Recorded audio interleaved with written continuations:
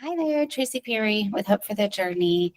Um, I think that one of the things that every therapist that I know that is interested in being a trauma therapist or working with complex trauma and dissociative clients, their biggest fear is that they're going to do something that's going to make things worse. And I get that. I think every one of the reasons for that is because every therapist that I know that's done this work has been in a session where a client has decompensated in session or they've heard a story about it. And so I feel like it's really important for us to work as trauma therapists to, I've used this term before, like cocoon, just wrap this hard work that we're doing in safety. And so I wanted to share just some tips of ways of signaling safety that might not be kind of the normal ways that you've thought about it in the past. First of all, I want to say some ways that are not normal signaling safety. So it is not signaling safety to do talk therapy all the time and to just let the client come in and verbal vomit. That is not signaling safety. It is not signaling safety to let clients reach out at any time of day or night and have poor boundaries. It's not signaling safety to never confront what's coming up in session. What is signaling safety are things like very calm, very engaged, and very warm body language. So thinking about how you show up and how you look to the other person, right? Spending some time maybe, videotaping your sessions or doing some mock stuff with another colleague or even in front of the mirror.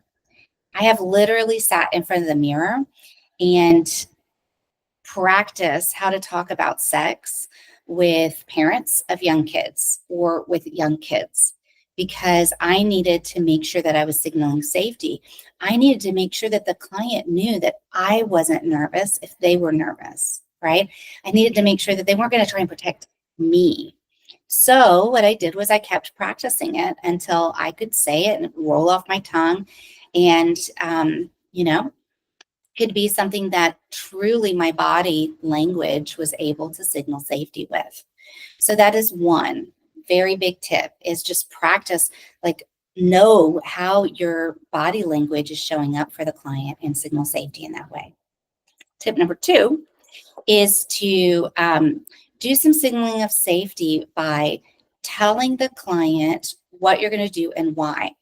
It is really important for you to keep track of what the client's original goal was, to keep coming back to what progress that they're making week after week after week, to holding them to that, to wrapping up what they're saying and how it fits in to their trauma work and inviting them in to continuing into the next step of their journey.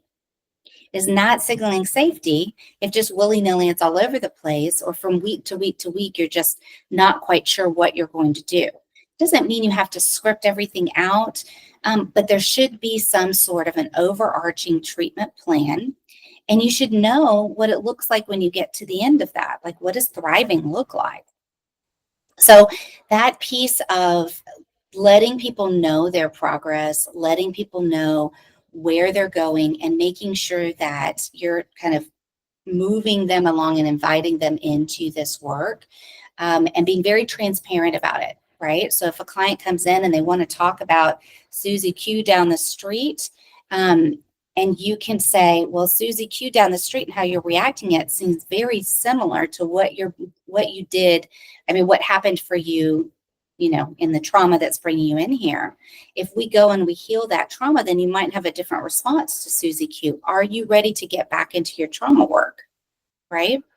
That's one way of just honoring what they're saying. What they're happening with Susie Q is important, but what's running the bus is what we really want to be treating. And so we want to gently move them back there. That feels very safe. It feels very good for clients to know that, oh, there's a method to the madness and I understand it and I know what to expect. And that knowing what to expect brings me to tip number 3. So tip number 3 is to have a routine to your sessions. Have some sort of bookends of safety, right?